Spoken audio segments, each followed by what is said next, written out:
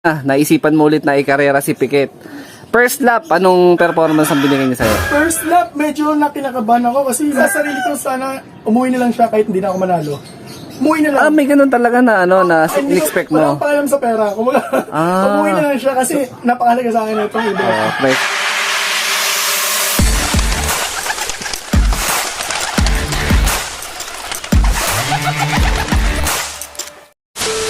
So, eto na mga ka-EA. Boss Christian. Yes, ay. Ay, kamusta? Di nyo na pwede masisigo ba't ganto? Ginaganapan ko lang na natural. Tsaka Grabe, napakatindi ng tropa natin. Yun, kamusta yung kakatapos lang na karera natin itong SDR ng Tacloban? Awa ng Diyos. Ito, masaya kasi hindi ko akalain na hahakot siya ng ganitong... Ka-remyo, no? Oo, kasi hindi ko expected talaga. So, si Sir Christian is isa lang talaga na newbie pansir din. At balita ko, wala siyang mentor. Talagang self-study lang halos lahat. Pero pwede rin pala yung ganun, no? Kahit wala kang mentor. Basta borsido ka matuto, kayang-kaya mo, no? Opo. Ayun. Bukod sa pagkakalapati, sir, ano yung pinagkakabalan mo? Ngayon meron akong maliit na business lang. Ayun nga, nagluto, nagpapansit, pansit malabon. Dito lang din sa San Jose del Monte. Oo, sa Francisco Home. Yun, pwede natin pasyalan yan mga kalapatid. Suportahan natin yung business ng tropa natin. So, dito nga pala, ito yung mga trophy at sertipiko ni Sir Christian Rubia. Ayan. Kung di ako nakakamali, yung ibon na napauwi mo nitong Tacloban sa MMFC, hindi lang yun yung unang lipad ng karera niya. Tama po ba? Hindi po. Ayun. Meron na pa siyang history dati na lumaro na siya dati sa mga malilit na club gaya ng SJ tsaka WPFC. Pero pagdating dyan, sir, paano po ba yung sistema mo? More on organic ka ba? Magamot? Paano po ba? Actually, pagka training lang, hindi ako magamot. Ang ginagawa ko lang siya, lang siya, yung mga tubig, tapos yung mga electrolytes, yun lang. Pag Bibigay dumarating siya, ganun. Mga probiotic, sir. Oo, Sumusubukan. probiotic. Gagamit tayo yun. Importante talaga yan. Kailangan yan. Oo. Tapos pagdating sa motivation, paano yung sistema na binibigay mo sa kanya para mas intense yung pag-uwi niya para lagi siyang pasukin? Ayun, sa single loop niya, ito yung single loop niya, yung bagong single loop niya. Ang ginagawa ko kasi, meron siyang partner. Ngayon may partner siya, may itlog siya. Ngayon, yung itlog na yun kasi fake, pinapaltang ko. And then, lalagyan ko siya ng parang konting kalaban para bigla siyang papasok. Okay. Oo. So, anong pangalan nitong sir, yung champion mo na ibon? Si Piquet yan. Kaya ko kasi tinawag siya na Piquet. Ayan po, nasa loob siya. Kunin natin. Pero matagal ka na nag-ibon, sir, o nito lang, Actually, anong taon lang? Oo, 1 year lang. 1 year lang siya. Anong bloodline nito, sir, nitong ibon mo na to? Ito, yung tatay nito, litar siya. Litar. Tita. Oo. Tapos yung hen po, Yung hen, Vandenbroek. Vandenbroek. Paano nyo na-acquire yung mga parents niya? Or may idea ka talaga na talagang nag-champion yung mga bloodline nila? Gaya ng ibang mga nag-iibon, sinusubukan lang din. Yung mga newbie, tinatry lang din nila. Nagsusubok sila. Nakachempo ko ng magandang line. Kaya ito. So, base nga doon sa sinabi mo, nagkwento na kasi kami ni Sir Christian kanina, yung ibon, hindi yun yung unang beses na lipad ng karera. So, meaning nung may mga nauna na siyang achievement bago pa tong nag-champion siya sa MMFC, no? Opo, tama po. Anong club yung una mong napaglaruan niya? Ang unang club na nilaruan nito ay SJ. SJ. Okay, Sir Ron Rosales. South din yan, sir, no? South siya, oo. Actually, ito nga po yung singsing niya, gold. Oo nga, no? Ayan, so... Anong istorya na? Anong overall siya noong time na yun? Tsaka nasan yung trophy niya rito nung Actually, siya, hakot siya eh. Kung lahat, ayan, first overall, lahat yan, itong dalawang trophy na to. Ayan. Tapos may mga lap winner din siya doon sa mismo karera. Oo, may mga lap winner siya. Halos lahat kinakot niya. Lap winner, mga side bet, pulling. Yung speedbird talaga siya? Actually, Long hindi distance? Long distance siya. Tumatapos, hindi siya speedbird eh. Pagka dumadating siya ng karera, anong recovery binibigay mo sa kanya, sir? Electrolytes lang ako, tsaka victory pills, and then reload. Yun lang naman ang binibigay Okay. Talagang basic lang, no? Wala ka na additional na binibigay. Actually, wala naman. Wala na. Grabe. Yung sumunod na race, sabi mo, nalaro mo rin yan ng WPFC. Nilaro ko, oo. Grabe. Anong mindset mo dun, sir? Kasi kalimitan sa mga kalapatids natin, mga ka-EA. Kasi, agaya ko, pag meron akong nag-finisher na o nag-champion na, automatic ang mindset is gagawin ng breeder, sir. Diba? Kasi tama na. Kumbaga, nagbigay na nakarangalan. Pero sa iyo, sir, Hindi ka nagdadalawang isip. Ano pang meron? Actually kasi mayroon ako napanood sa isang YouTube na Europa na nakita ko 47 times niyang nilalaro yung ibon niya. Kaya nag-motivate sa akin, sabi ko, Piket, kinakausap ko siya para akong... Piket. Pero Piket. speaking of Piket, paano mo nabigay yung pangalan sa kanya na Piket? Ano yung Actually, tropa history? ang nagbigay nito. Umuwi siya kasi yung young bird pa siya, umuwi siya nakapikit dahil meron siyang one eye cold. Actually, Katbalogan, nakapikit siya, Kalbayog, nakapikit siya. Grabe, sobra talaga napapahanga niya ako. Tapos lagas-lagas yung buhok niya, sobrang payat niya. Nung YP pa siya. O yun, bumalik tayo doon, sir, na sinabi mo na may napanood ka sa Europa na 47 times na nilaro. Yun ang nag-motivate sa Pikit, gusto mo, sali kita uli. Kailangan lang natin talaga para lang may pambili tayo ng malaki mong loop, papagawa tayo. So, ibig sabihin ito, sir, na loop na nandito ngayon, siya talaga yung nag-provide? Yes, siya po. Galing. Wala po akong nilalabas na pera, siya lang po yung nagbibigay. Opo. Yung story niya, sir, balita ko na naikwento na akin kanina ni Sir Christian, nung YB, ginawa daw na Ayun. na manok ng bata, aksidente na huli. Opo, balikan po yun. Nung YB siya, training pa lang, pinaparondo siya umuulan. And then, nung hindi niya na kinaya, bumagsak siya sa bubong, nahuli ng bata. Tapos, tinali niya na parang manok. Sa paa. Pagalagala dyan. Oo, pagalagala, nakatali. Ngayon nakawala si Pikit, nakawala po si Pikit. Pumunta sa akin, tapos kinukuha ng bata. Sabi ng bata, Kuya, kunin ko po yan, akin po yan. Sige, teka lang ha. Pagkakit ko, teka, sing-sing ko to. Sing-sing ng SJ to ha. Uy, to, akin to. Kasi niya po yan, kasi tinali ko, sayang eh. Okay. Pero hindi naman nag-insist yung bata na sa kanya Hindi. talaga. Alam niya sa akin, kasi sa akin. Buti mabait din yung bata, no? mabait lang. Tapos itong bumalik na tayo sa race na, naisipan mo ulit na ikarera si Piket. First lap, anong performance ang binigay niya sa'yo? First lap, medyo kinakabahan ako kasi nakikita ko yung leg niya, naglulugon, sabi ko. Naglulugon siya, sabi ko, naku, teka, ilalaro ko pa ba to? Sige, tuloy na lang natin, bigat, kaya mo yan. Yun nga, tuloy na At-lax. namin. Ano yung speed niya, sir, nung first lap? 1,000 pa naman. Mabilis din talaga. Nasa 1,000 pa.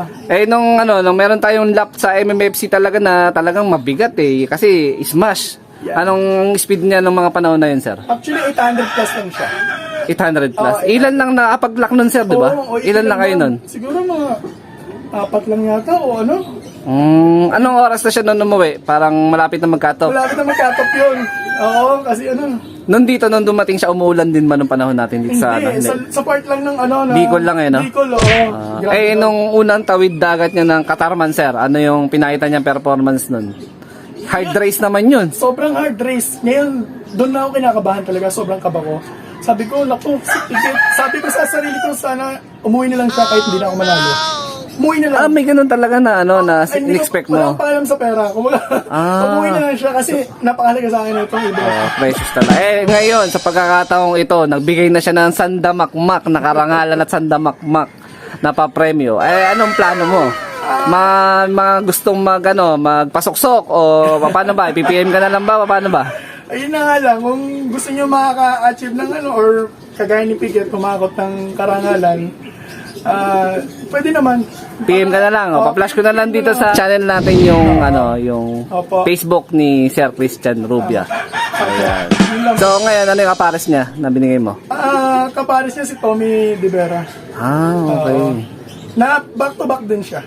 Back to back nilipad mo rin. Hindi, I mean... Yung pinanggalingan? Binili ko lang kay Sir Tommy. Romekta ka na. Galing Balikan din. Okay. Yung ito na, dumating na yung last lap.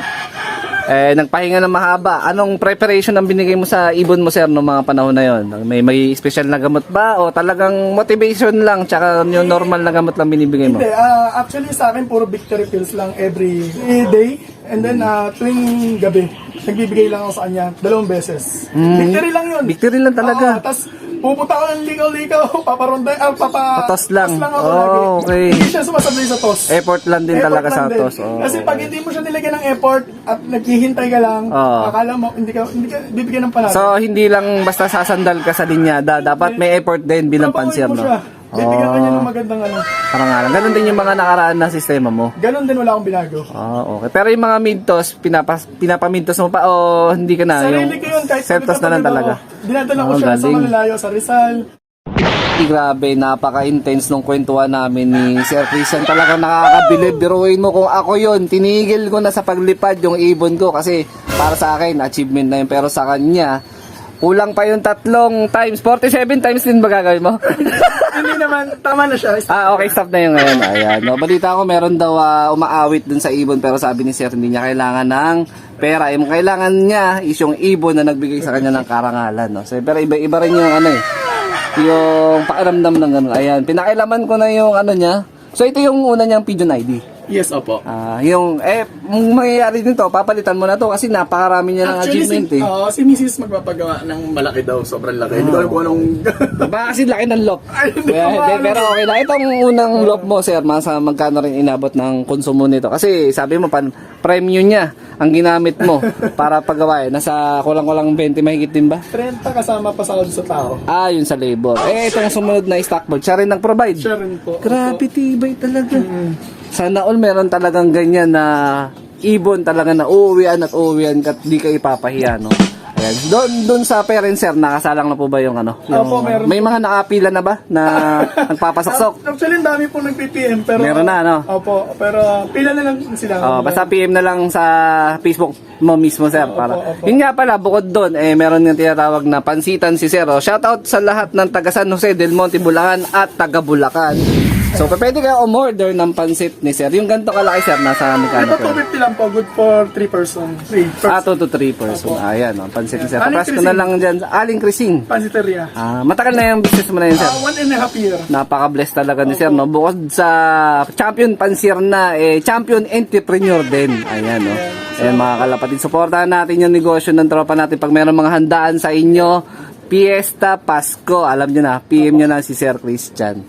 A few moments later. Yung breeding section ni Sir Christian, ayan. So more on, siya dito, marami siya dito na yaya. So halos 1 o hanggang 4 na bloodline lang yung pinapaikot dito ni Sir Christian. Tapos meron siya mga taga-poster ng itlog na pabuga niya sa mga pangmalakasan niya ng mga ibon. Tapos sabi nga ni Sir Christian, ito yung lop na pinagawa niya nung unang-una siya nag-champion sa SJ. Tapos yung sumunod, ito stockbird lop na kinonvert niya pa din sa sumunod na pliers lop para nga maisolo na kulong si Piket, which is naging maganda naman din na motivation yung solo lang yung ganto. Ayan, no, sobrang lawak, pero mo yun, siya at saka yung kapares niya lang yun nandito. Ayan, mga kalapatids. Ayan. So, ito rin yung kanyang landing board. Ganda yung yung location ni Sir kasi wala masyadong obstacle like yung mga kable ng kuryente. Tapos advantage din na nandito siya sa rooftop, nasa 2nd floor. Yan, mga kalapatids. Meron tayong huling tanong para kay Sir Christian. Nung kagaya ng ibang mga typical na mga kabataan natin, di ba, Sir?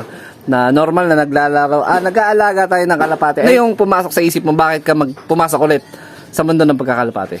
Actually, ganito. Pumunta ka ng grotto. Nagdadrive kami kasama yung misis ko. May nakita kaming parang bilihan doon sa kalapatihan. Bumili ako ng 2 pigeon na walang tuka. Bumili ako. Fancy. Oo, nilagay ko doon. Tapos si Rolly, yung tropa ko dito, si Rolly Abiso, nagkalapate sa SJ. Napitan ako. Kuya, gusto mo ba maglaro? Anong laro? Magkarera, mag-race. Ito yung 2 ibon, pag-aralan mo, ilaro mo. Tuturuan kita. Siya yung nag-motivate sana lumaro, kumaga sumali. Paano ba to? Ganyan. Kada laro ko, sabi ko, training, lahat ng ibon ko umuwi, umiikit ang ulo. Baliling. Lahat nababaliling. Sabi ko, may problema Hindi pwedeng may problema sa ibon. Ang lapit-lapit ba't umiikot ang ulo hanggang sa nagpa-vaccine na ako. Napaka-importante ng vaccine sa ibon. Number 1. Ayun. Tapos doon na pumasok na nagka-acquire ka na ng iba-ibang mga linya sa mga champion na nagkakalapate. Yes, Ayun. Yun na yun. Doon na kami pumasok. Ayun. Sir, ito na, last na. Ano bang pwede mong ibigay sa tip na kagaya ko na newbie na hindi pa nakakatamasan ng ganitong klaseng karangalan? Ano ba yung pwede mong ibigay sa kanila na payo? Sa akin ganito. Nung una ako ganito Hindi muna ako tumingin sa champion. Huwag kayong tumingin sa maging champion or humakot ng pera. Huwag kayong tumingin doon. Unang-una, manalangin kayo, magdasal kayo, tapos yung ibon mahalin nyo, sobrang mahalin nyo. Kasi, tapos tingnan nyo yung linyada.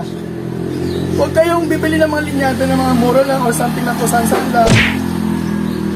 Para sigurado kayo, sure kayo, bumili lang kayo ng talagang Quality. Oo, yung quality. Sayang patungan nyo, sobrang sayang. Yung quality na ang kunin nyo. Tapos mahalin nyo, huwag yung isipin muna mag-champion. Pagdating ng derby, doon nyo na, focusan nyo na yun. Kasi doon na yun na yun derby na yun Oo nga. Oo.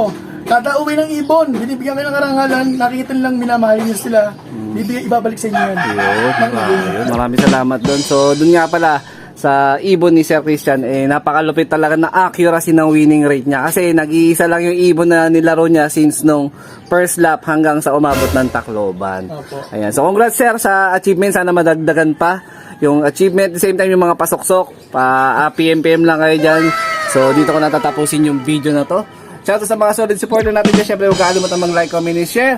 At ako mismo, sobrang inspirado sa pagkakataon na to. So, kagaya ng sinabi ni Sir, wag natin tingnan ng papremyo, tingnan natin kung ano yung dulot na saya na ibibigay sa atin ng ibon natin tuwing umuwi sila galing karera. So, ingat mga kalapatids. Keep safe. God bless.